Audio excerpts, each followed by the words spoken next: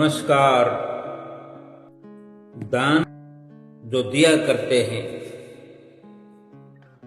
दान का भी अपना अपना महत्व होता है। दान देने वाले का भी अपना नजरिया, अपनी सोच होती है।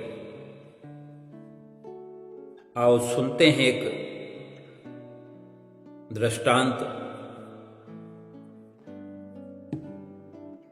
क्या अपनी सोच है, क्या नजरिया है, इस दृष्टांत के माध्यम से समझें, विचार करें, ठीक लगे तो अपनाएं, अमल करें।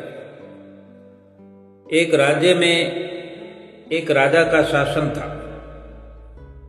वो कीमती वस्त्रों, आभूषणों और मनोरंजन में बहुत कुछ धन खर्च कर दिया करता था, लेकिन दान धर्म में एक दमड़ी कौड़ी पैसा खर्च नहीं करता था।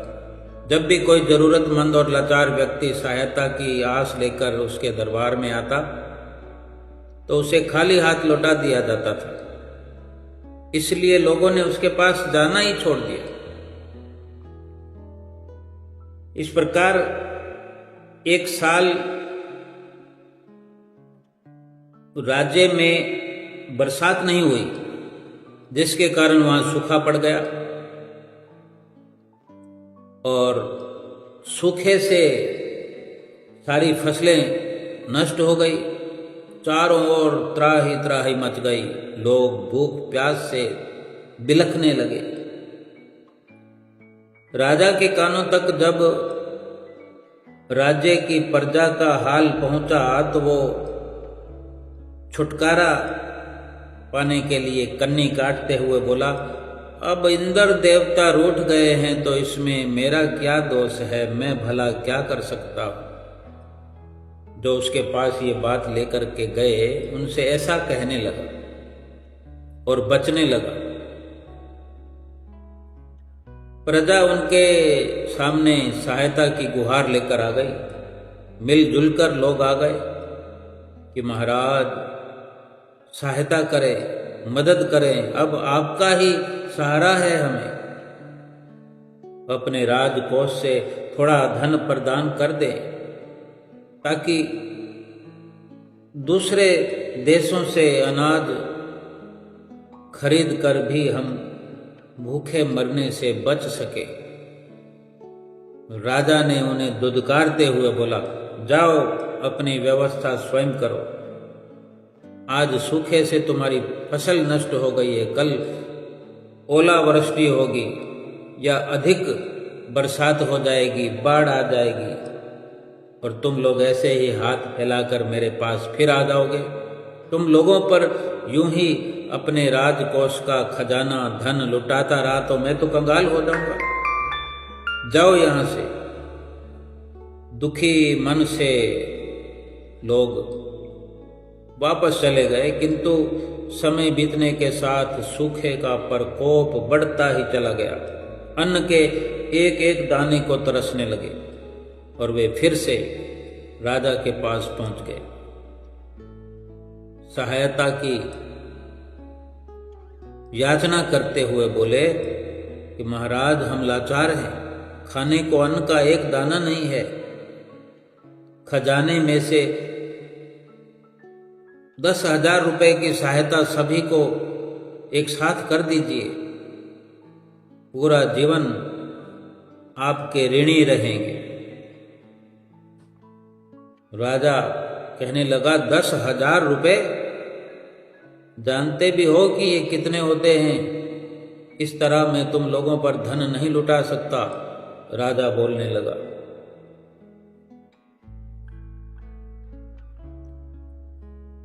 तो फिर वो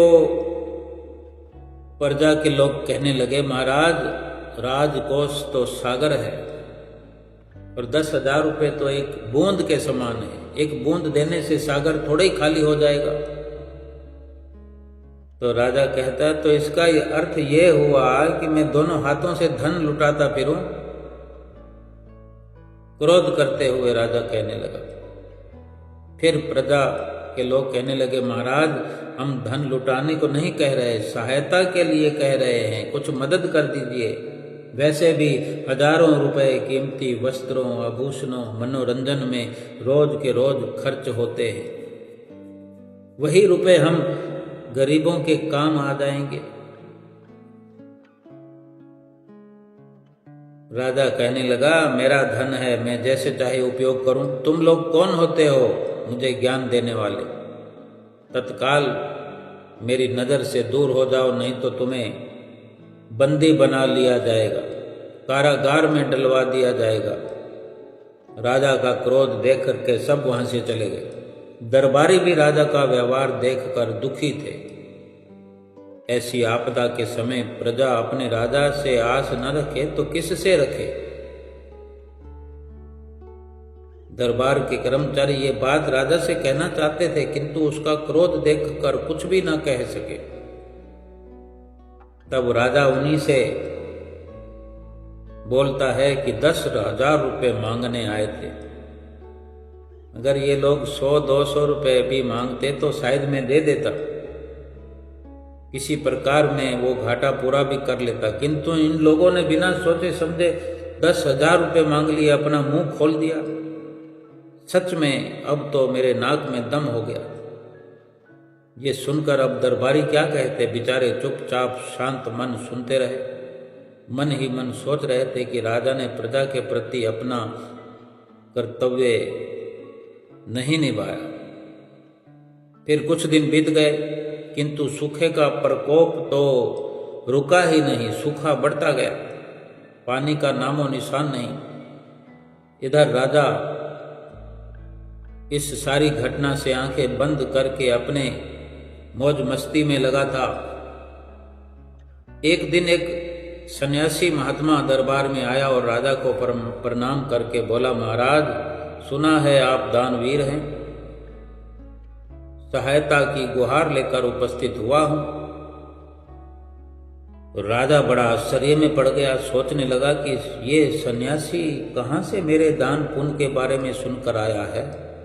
ये तो झूठ है, मैंने तो कभी किसी को दान नहीं दिया, कहीं दान लेने के लिए ये बातें तो नहीं बना रहा। ये सोचते सोचते फिर सन्यासी से बोला, पूछा, क्या चाहिए महाराज तुम्हें? यदि अपनी सीमा में रहकर मांगोगे तो तुम्हें प्रदान किया जाएगा, किंतु अधिक की आस मत रखना। सन्यासी बोला, महाराज मैं तो एक सन्यासी हूं, मुझे अधिक धन का लोभ भी नहीं। बस ऐसा करो, 21 दिनों तक अपने खजाने से कुछ भिक्षा देते रहो, किंतु भिक्षा लेने का मेरा एक तरीका है। मैं हर दिन पिछले दिन से 2 गुना भिक्षा लेता हूं, बस आपको ऐसा ही करना होगा। तो राजा सोचकर बोला, पहले ये तो बताओ कि पहले कितनी भिक्षा देनी पड़ेगी, पहले दिन कितनी देनी पड़ेगी, तब मैं निर्णय करूंगा कि ये तुम्हारी शर्त मुझे मंजूर है कि नहीं, खजाने से तुम्हें भिक्षा दी जाए या नहीं। 2-4 मांगोगे, 2-4 रुपये मांगोगे तो मिल सकते हैं, 10-20 रुपये रोज मांगोगे तो कठिनाई है, क्योंकि आज जितने दोगे तो फिर कल डबल मांगोगे। तो सन्यासी बोला, महाराज मैंने आपसे कहा कि मैं तो सन्यासी हूं, अधिक धन का मुझे क्या करना, आप मुझे पहले दिन केवल 1 रुपया दे देना। 1 रुपये का नाम सुनकर राजा तुरंत बोला, ठीक है, मैं तुम्हें पहले दिन 1 रुपया और उसके बाद 20 दिनों तक हर रोज पिछले दिन का दुगना धन देने का वचन देता हूं। राजा ने तत्काल कोषाध्यक्ष को बुलवाया और उसे अपना आदेश सुनाया कि राजकोष से इस सन्यासी बाबा को 1 रुपया दे दो, और 1 रुपया दे दिया गया। वो राजा की जय जयकार करता हुआ वहां से चला गया। उसके बाद दूसरे दिन 2 रुपया, तीसरे दिन 4 रुपया, चौथे दिन 8 रुपया, 5वें दिन 16 रुपया, इस प्रकार हर दिन पिछले दिन से 2 गुना। तो कुछ दिनों के बाद राज भंडारी ने हिसाब लगाया तो पाया कि राजकोष का धन कम होने लगा। और इसका कारण है कि सन्यासी को जो धन दे रहे हैं उससे खजाना खाली हो रहा है, हल्का हो रहा है। राजा के मंत्री को ये जानकारी दे दी गई। मंत्री भी उलझन में पड़ गया कि ये बात हमें पहले विचार करनी चाहिए थी, अब क्या कर सकते हैं, ये तो महाराज का आदेश है और हम उनके आदेश का उल्लंघन भी नहीं कर सकते। अगर महाराज को सलाह देने गए तो गुस्सा करेंगे कि जब मैंने तुम्हें कह दिया। राज भंडारी भी कुछ नहीं बोला, मंत्री भी कुछ नहीं। और कुछ दिन और बीते तो राजकोष से धन की और अधिक निकली हुई राशि खटकने लगी। तो राज भंडारी वो फिर भागा भागा मंत्री के पास पहुंचा और बोला, मंत्री जी इस बार तो मैंने पूरा हिसाब किया है कि वो हिसाब कितना है वो मैं आपके पास लेकर आया हूं, देखो। मंत्री ने जब हिसाब देखा तो हैरान रह गया कि उसके माथे पर पसीना आ गया और पूछने लगा, क्या ये हिसाब सही है? तो राज भंडारी कहता, बिल्कुल सही है, मैंने कई बार खुद गिनती की है। इतना धन कहाँ चला गया? और अभी 21 दिन होने में तो कुछ दिन और पड़े हैं। 21 दिनों बाद क्या स्थिति बनेगी जरा बताओ। भंडारी बोला, वो हिसाब तो मैंने अभी नहीं लगाया, तो तत्काल हिसाब लगाकर मुझे बताओ, मंत्री ने आदेश दिया। भंडारी हिसाब करने लगा और पूरा हिसाब करके बोला, मंत्री जी 21 दिनों में सन्यासी की जो दान की रकम है वो हजारों रुपयों में, हजारों की गिनती में पहुंच जाएगी। तो मंत्री हैरान होकर बोलने लगा, क्या तुमने सही हिसाब तो लगाया कि नहीं? इतना धन सन्यासी ले जाएगा तो ये खजाना खाली हो जाएगा। अब हमें तत्काल ये जानकारी महाराज को देनी होगी। वे तुरंत राजा के पास पहुंचे और पूरा हिसाब उसके सामने रख दिया। राजा ने जब हिसाब देखा तो उसे चक्कर आने लगे। एक बार खुद को संभाल कर वो बोला कि ये सब क्या है? मंत्री बोला, सन्यासी को दान देने के कारण राजकोष जो है खाली हो रहा है। राजा बोला, ऐसा कैसे हो सकता है? मैंने तो उसे बहुत कम धन देने का आदेश दिया था तुम्हें। मंत्री बोला, महाराज वो सन्यासी बहुत चतुर निकला, अपनी बातों में फंसाकर वो राजकोष से बहुत सारा धन हमें ठगने का प्रयास कर रहा है। राजा ने राज भंडारी से पूछा, फिर से बताओ कितना धन सन्यासी लेने वाला है? फिर बताएगा, महाराज हजारों रुपए हो जाएंगे। परंतु मुझे लगता है कि मैंने इतना धन देने का आदेश तो तुम्हें नहीं दिया, मैं तो ऐसा आदेश दे नहीं सकता। ये राजा ने कहा और कहा कि जब मैंने अकाल पीड़ित प्रजा को 10,000 रुपए तक नहीं दिए तो भला एक सन्यासी को इतना धन क्यों दूंगा? हजारों के साथ लाख तक की गिनती में पहुंचने जितनी तुमने मुझे ये लिस्ट दिखा दी।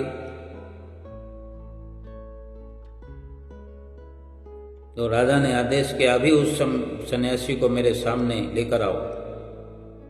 तुरंत कुछ सैनिक भेजे और वो सन्यासी को लेकर राजा के सामने उपस्थित हुए। सन्यासी को देखते ही राजा होकर भी सन्यासी के चरणों पर गिर पड़ा और बोला, बाबा आपको दिए वचन से मेरा राजकोष खाली हुआ जा रहा है, मैं तो कंगाल हो जाऊंगा, फिर मैं राजपाट कैसे चलाऊंगा? किसी तरह मुझे इस वचन से मुक्त कर दीजिए, दया कीजिए।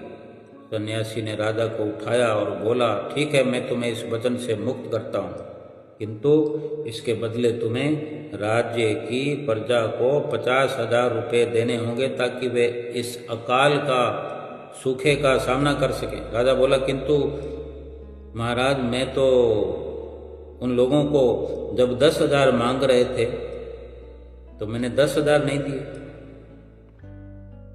आप 50,000 कह रहे हैं, वो तो 10,000 ही मांग रहे थे। लेकिन सन्यासी ने कहा कि मैं तो 50,000 ही लूंगा, एक धेला भी कम नहीं। सन्यासी ने अपना ये निर्णय सुना दिया। राजा गिड़गिड़ाए तो बहुत, लेकिन सन्यासी अपनी बात पर अड़ा रहा और आखिरकार विवश होकर राजा 50,000 रुपये देने को तैयार हो गया। सन्यासी ने अपना वचन वापस ले लिया और चला गया। राजकोष से प्रजा को 50,000 रुपये दे दिए गए और सन्यासी ने अपना धन राजा को लौटा दिया। प्रजा बहुत प्रसन्न हुई और राजा की जय जयकार करने लगी। दुखी राजा बहुत दिनों तक भोग विलास से दूर रहा। मित्रों, जब सीधी उंगली से घी न निकले तो उंगली टेढ़ी करनी पड़ती है। भलाई करने वालों का ही चारों ओर गुणगान होता है। अगर हमारी सामर्थ्य में हो तो मदद अवश्य करना चाहिए। राजा के पद पर बैठने वाले को राजा की तरह न्याय करना चाहिए, मदद करनी चाहिए, प्रजा का ख्याल रखना चाहिए और एक आम इंसान को भी ये विचार करना चाहिए कि हम किसी की मदद कर सकते हैं बड़ी आसानी से, अवश्य करना चाहिए। अगर किसी को धन नहीं दे सकते, तन की मदद करनी चाहिए, उचित सलाह की मदद करनी चाहिए, मीठे बोल बोल करके किसी को खुश कर देना चाहिए। और इसी के साथ ये हमारी कहानी का यहीं विराम होता है। फिर मिलेंगे एक नई कहानी, नए दृष्टांत से, जिससे हम शिक्षा प्राप्त कर सकते हैं। नमस्कार।